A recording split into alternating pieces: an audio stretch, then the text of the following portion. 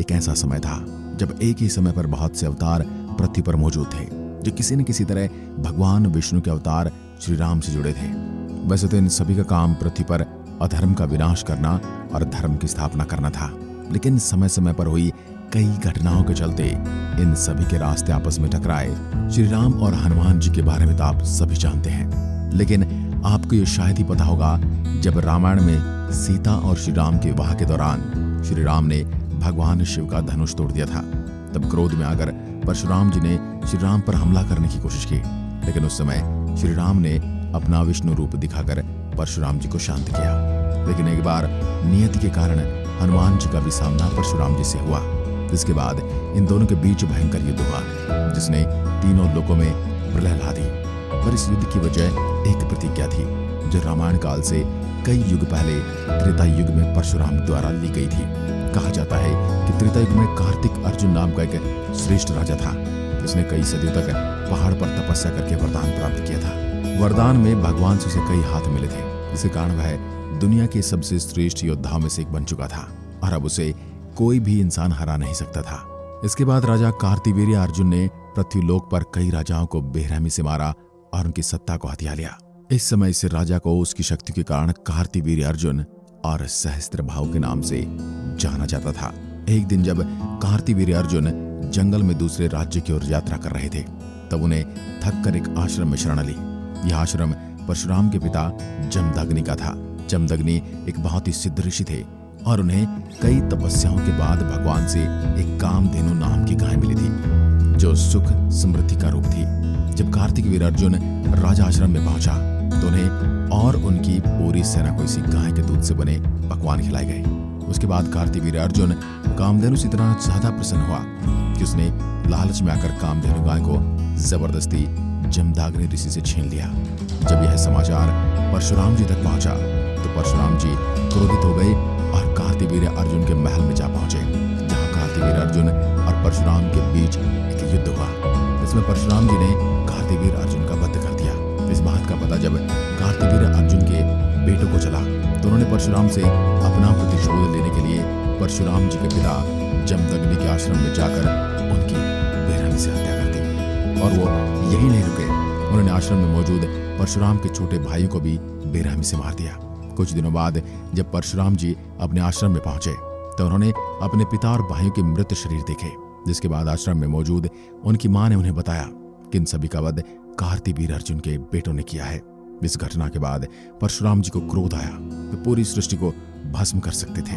और अब परशुराम जी समझ गए थे कि पृथ्वी पर आज क्षत्रियों का राज है, जो अपनी ताकत का सिर्फ प्रदर्शन करने के लिए निर्दोष लोगों की जान ले रहे हैं। इसलिए भगवान परशुराम ने प्रण लिया कि अपने पिता और भाइयों का बदला लेने के लिए पृथ्वी पर से शत्रु का पूरी तरह से विनाश कर देंगे। इसके बाद जो खून खराबा चला वह शायद पृथ्वी के इतिहास में महाभारत से भी ज्यादा बुरा था, क्योंकि इस दौरान परशुराम ने किसी भी शत्रु को पृथ्वी पर जीवित नहीं छोड़ा और एक एक करके सबका वध कर दिया। और एक बार नहीं बल्कि 20 बार परशुराम ने पृथ्वी से शत्रु का नामो निशान मिटा दिया। पौराणिक कथाओं में इस बारे में लिखा गया कि परशुराम की क्रोध और शक्तियों ने शत्रु के वध से पृथ्वी को पूरी तरह खून से लाल कर दिया था। लेकिन इसके बाद भी भगवान परशुराम का क्रोध शांत नहीं हुआ था। कहा जाता है कि रामायण काल में भी जब भगवान परशुराम एक एक करके शत्रु का वध कर रहे थे, तब कुछ क्षत्रिय राजा भागकर एक जंगल में छिप गए, जहां उनकी भेंट हनुमान जी से हुई। हनुमान जी ने जब इन क्षत्रिय राजाओं की हालत देखी तो उन्हें काफी दुख हुआ। राजाओं ने हनुमान जी के पैर पकड़कर उनसे अपनी जान बचाने की बात कही। हनुमान जी के पूछने पर क्षत्रिय राजाओं ने बताया कि हनुमान, हम भगवान परशुराम के क्रोध से बचने के लिए यहाँ पर छिपे हैं। वह बिना किसी अपराध की हमारा वध करना चाहते हैं। उनके पिता का वध तो कुछ अधर्मी शत्रुओं ने किया था और उन अधर्मी शत्रुओं का तो वह पहले ही संहार कर चुके हैं, पर अब भी उनका क्रोध शांत नहीं हुआ है। वे अपनी प्रतिज्ञा के नाम पर हम मासूम और निर्दोष शत्रुओं का भी वध कर रहे हैं। राजाओं की पूरी बात सुनने के बाद हनुमान जी ने क्षत्रिय राजाओं को वचन दिया कि अब मैं तुम्हारी रक्षा करूंगा और आगे से किसी भी निर्दोष क्षत्रिय की हत्या नहीं होगी। हनुमान जी की ऐसी बातों को सुनकर सभी क्षत्रिय राजाओं को काफी राहत मिली। इस तरह एक लंबे समय तक हनुमान जी ने क्षत्रिय राजाओं को सुरक्षा दी। लेकिन एक दिन जब हनुमान जी वनों में विचरण करने के लिए गए थे, तब क्रोधित परशुराम उस गुफा के पास पहुंचे, जहां पर कई क्षत्रिय परशुराम के डर से छिपे हुए थे। इसके बाद परशुराम जी के क्रोध से राजाओं का वध करने के लिए उनकी ओर आगे बढ़े। तब हनुमान जी भी राजाओं की दर्द भरी पुकार सुनकर वहां पहुंच गए। इस तरह परशुराम जी और हनुमान जी का सामना हुआ। इसके बाद हनुमान जी ने कहा कि हे परशुराम, रुक जाओ, तुम निर्दोष क्षत्रिय को क्यों मारना चाहते हो? जवाब में परशुराम ने कहा कि हे वानर, पहले तुम अपना परिचय दो। तुम्हें कोई अधिकार नहीं कि तुम मेरे कार्य में कोई रुकावट पैदा करो। क्या तुम्हें मेरी शक्तियों का ज्ञान नहीं कि मैं पूरी पृथ्वी पर 20 बार पहले शत्रु को मिटा चुका हूँ? इसके बाद हनुमान जी ने विनम्रता पूर्वक कहा कि परशुराम जी, आपकी प्रतिज्ञा अधर्मी शत्रु के विनाश की थी, जो बहुत पहले पूरी हो चुकी है। इसके जवाब में परशुराम ने कहा कि वानर, तुम अपनी जान से क्यों खेल रहे हो? वानर कुल में मेरा कोई बैर नहीं है। अगर तुम मेरे रास्ते से नहीं हटे तो मुझे तुम्हारा भी वध करना पड़ेगा। जवाब देते हुए हनुमान जी ने कहा कि मैं अपने रास्ते से नहीं हट सकता, क्योंकि मेरा क्षत्रियों से वचन है कि मैं इनकी आपसे रक्षा करूंगा, और अगर आपको इन क्षत्रिय राजाओं तक पहुंचना तो आपको पहले मुझसे युद्ध करना होगा। परशुराम भगवान ने क्रोध में आते हुए कहा कि हे वानर, तेरी हट के कारण अब शत्रु के साथ तुझे भी मरना होगा। इसके बाद भगवान परशुराम ने अपने पूरे बल से अपने फरसे से हनुमान जी की ओर फेंका। जिसके बाद हनुमान जी ने भी फरसे की ओर गदा इतनी तेजी से फेंक दिया। इन दोनों के ही हथियार जब आपस में टकराए तो काफी ज्यादा आवाज पैदा हुई। इसकी गूंज की आवाज तीनों लोगों तक पहुंची। इसके बाद तो इन दोनों ने ही अपने कई तरह के हथियार एक दूसरे पर हमला किया। परशुराम ने मायावी बाणों को हनुमान जी की ओर चलाया तो हनुमान ने भी अपने बड़े आकार का रूप ले लिया और बड़े पहाड़ों को उठाकर अपनी रक्षा की।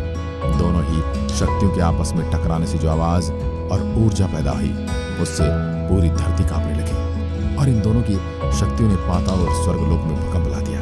इस बात ने पूरे देवतागणों और भगवान तक को चिंता में डाल दिया। हनुमान जी और परशुराम जी का युद्ध इतना ज्यादा बढ़ गया कि दोनों युद्ध करते करते पाताल लोक तक जा पहुंचे। वहां भी इन दोनों के बीच घमासान युद्ध हुआ, जिसके बाद पाताल लोक में भी भयंकर विनाश होने लगा। इतनी देर परशुराम भगवान से लड़ते हुए हनुमान जी ये तो समझ गए कि परशुराम कोई साधारण ऋषि नहीं है, इनके पास दिव्य शक्तियां हैं और इन्हें हराना नामुमकिन है। लेकिन हनुमान जी पीछे भी नहीं हट सकते थे। उन्होंने शत्रु को वचन दिया था और अगर इस तरह से परशुराम लगातार शत्रु का वध करते रहे तो सृष्टि का विनाश तय है। इसलिए हनुमान जी लगातार युद्ध करते रहे और परशुराम के प्रहारों को झेलते रहे। इसी दौरान सभी देवता भगवान शिव के पास पहुंचे, जो समाधि में लीन थे। जिसके बाद देवताओं ने समाधि में लीन शिव जी को हाथ जोड़कर प्रार्थना की कि हे भगवान, आंखें खोलिए। इस समय समाधि में रहना सृष्टि और तीनों लोकों के लिए काफी खतरनाक साबित हो सकता है। धरती पर आपके परम शिष्य परशुराम और आपके अवतार हनुमान जी के बीच एक भयंकर युद्ध हो रहा है, जिन्होंने तीनों लोकों में विनाश मचाया हुआ है। देवताओं के डर से भरे इन बातों को सुनकर भगवान शिव पृथ्वीलोक पर पहुंचे, जहां पर हनुमान और परशुराम के बीच भयंकर युद्ध हो रहा था। इस युद्ध के बीच भगवान शिव पहुंचे और बोले, हे परशुराम, आप जिसे वानर कह रहे हैं वो मेरा ही अवतार है, जो अपने धर्म में बंधे होने के कारण आपसे युद्ध लड़ रहा है। लेकिन अब आपके लड़ने का कोई मतलब नहीं, क्योंकि आपका प्रतिशोध पूरा हो चुका है और अब आपको अपने पिता जमदग्नि का श्राद्ध करना चाहिए। अपने आराध्य भगवान शिव की ऐसी बातें सुनकर परशुराम जी ने शत्रु को मिटाने की अपनी जिद छोड़ दी। इस तरह हनुमान और परशुराम के बीच हुए इस भयंकर युद्ध का अंत हुआ।